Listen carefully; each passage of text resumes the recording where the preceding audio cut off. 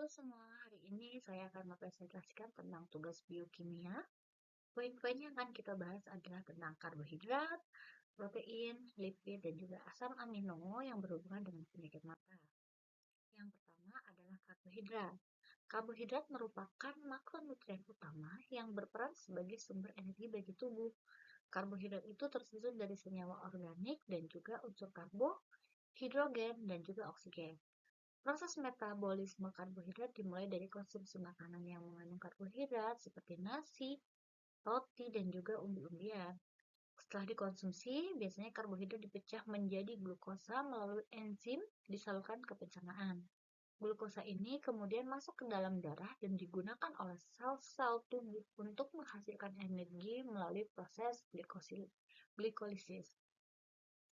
Jika tidak segera digunakan, kelebihan dari glukosa akan disimpan dalam bentuk glikogen di hati, otot, atau juga diubah menjadi lemak. Fungsi karbohidrat yaitu untuk menyediakan energi bagi tubuh, mendukung fungsi otak dan juga sistem saraf, dan juga menjaga keseimbangan metabolisme tubuh. Manfaat dari karbohidrat yang pertama itu untuk meningkatkan kinerja otak karena otak bergantung pada glukosa sebagai sumber energi. Karbohidrat juga meningkatkan konsentrasi dan juga kemampuan untuk belajar. Selain itu, manfaat dari karbohidrat yang kedua adalah menjaga berat badan. Karbohidrat yang dimaksud adalah karbohidrat kompleks yang didapatkan dari biji-bijian, buah-buahan, dan juga sayur. Karbohidrat kompleks ini memberikan rasa kenyang yang lebih lama sehingga membantu mencegah kelebihan makan. Manfaat dari karbohidrat yang ketiga adalah meningkatkan massa otot dengan cara memperbaiki jaringan otot yang hancur setelah berolahraga. Manfaat yang terakhir adalah mendukung kesehatan pencernaan. Serat yang merupakan jenis dari karbohidrat kompleks akan membantu kesehatan pencernaan dan juga kelancaran buang air besar. Oke, lalu pembahasan berikutnya adalah protein. Protein adalah kelompok biomolekul berukuran besar yang terbentuk dari rantai panjang asam amino atau lebih. Protein merupakan salah satu nutrisi penting untuk tubuh. Berikut fungsi-fungsi utama protein. Yang pertama yaitu proses pembekuan darah. Mengkonsumsi makanan yang mengandung protein setelah cedera dapat membantu mempercepat pemulihan, termasuk meningkatkan proses pembekuan darah. Yang kedua itu yaitu menjaga keseimbangan cairan.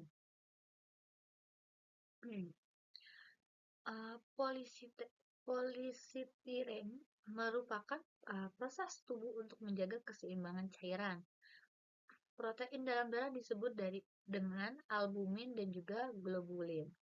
Dua senyawa ini membantu menjaga keseimbangan cairan tubuh dengan menjaga kadar air dalam darah. Yang ketiga itu adalah respons sistem imun tubuh. Kekurangan makanan yang mengandung asam amino dapat mengganggu fungsi kekebalan tubuh. Pada akhirnya, ini dapat meningkatkan kerentanan terhadap infeksi penyakit. Tak hanya itu, ada juga beberapa kandungan nutrisi lain yang penting untuk imun tubuh. Yang keempat adalah pembentukan hormon. Asupan nutrisi ini dapat memberi tubuh asam amino yang digunakan untuk menghasilkan hormon yang spesifik. Beberapa hormon spesifiknya adalah estrogen, insulin, dan juga hormon tiroid. Yang kelima itu pembentukan enzim. Enzim melakukan hampir semua dari ribuan reaksi kimia yang terjadi di dalam sel. Enzim juga membantu pembentukan molekul baru dengan membaca informasi genetik yang disimpan dalam DNA. Nah, pembentukan enzim ini dilakukan oleh nutrisi ini. Yang keenam adalah menjaga kesehatan mata. Protein yang baik untuk tubuh bukan hanya nabati, tapi juga hewani. Juga baik untuk mata. Kandungan lemak sehat pada makanan hewani bisa membantu dan metode memasak yang membantu menyehatkan penglihatan. Yang ketujuh itu adalah mengembangkan massa dan juga kekuatan otot. Zat gizi ini adalah salah satu nutrisi yang berperan dalam mengembangkan massa dan juga kekuatan otot. Mendapatkan Asupan nutrisi ini secara tepat dapat membantu mempertahankan massa otot dan juga meningkatkan pertumbuhan. Yang kedelapan itu menjaga kesehatan tulang. Orang yang lebih banyak protein itu cenderung mempertahankan massa tulang lebih baik seiring tambahnya usia dan juga memiliki risiko osteoporosis dan juga patah tulang itu jauh lebih rendah.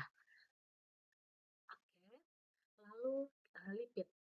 Lipid adalah kelompok molekul alami yang meliputi lemak, lilin, sterol, vitamin yang larut di dalam lemak seperti vitamin A, vitamin D, E, dan juga K.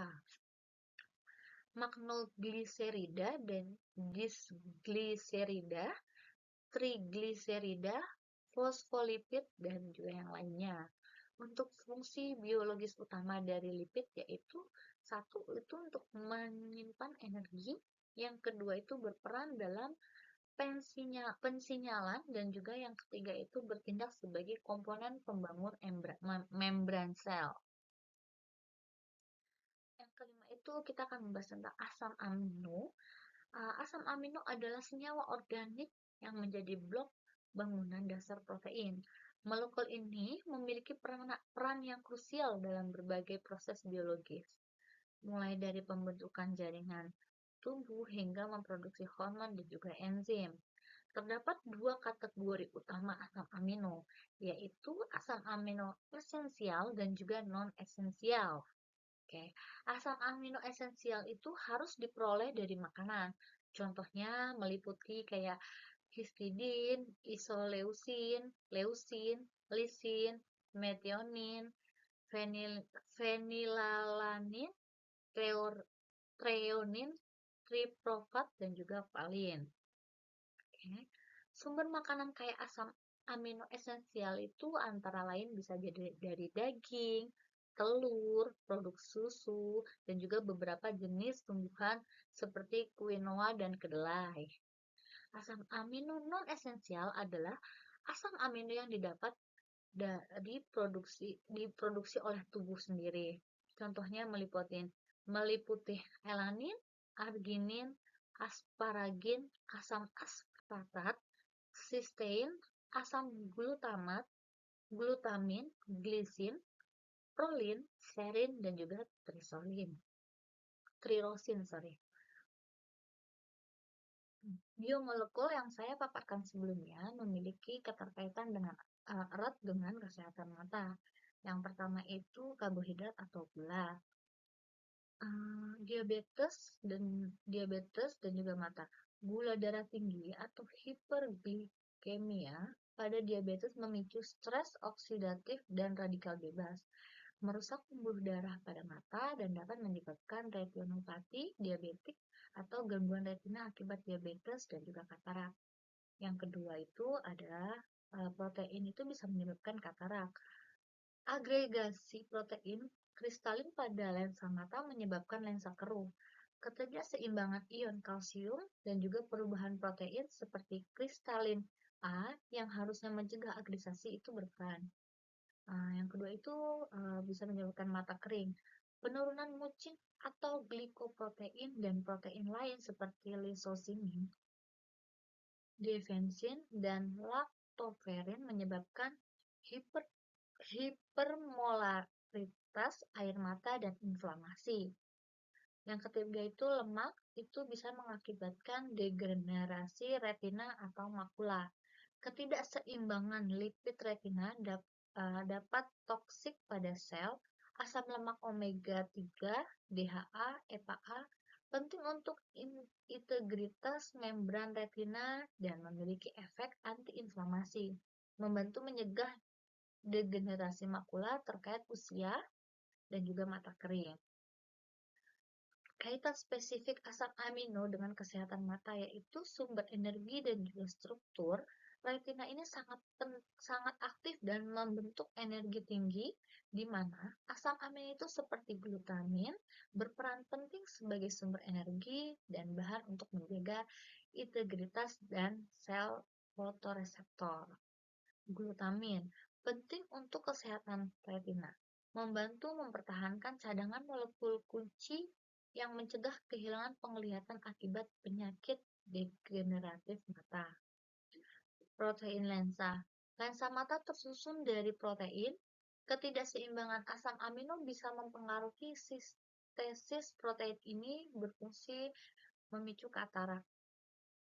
Lalu ada glutamat, itu berfungsi sebagai neurotransmitter eksitorik di retina. Kelebihan glutamat dapat menyebabkan eksitotoksisitas dan kerusakan sel saraf mata.